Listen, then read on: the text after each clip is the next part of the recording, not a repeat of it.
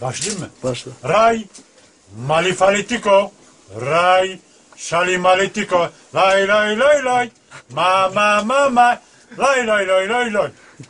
Başla. Şurada bir tren geçiyor ki, trene bakıyorum ki, tren üzerinde bir yazı yazıyor ki, o da Doğu Ekspres'miş ki, la la la lay la lay lay, mama mamay mamay moy, şama mamay şamay lay, la la la lay lay.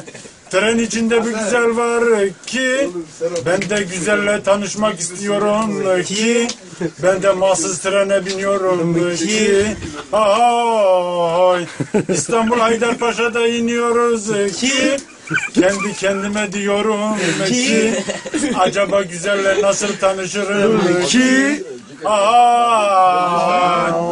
kendimi mahsus güzelle değdiriyorum ki, bana diyor ki, önüne baksana ki, ay ay ay, mama mamay mamay moy, şama mamay mamay lay, la la la lay lay. Güzel de bana diyor ki, önüne baksana ki, ben de diyorum ki, güzele bakmak sevaptır ki. Ha ha ha ha ha ha ha ha.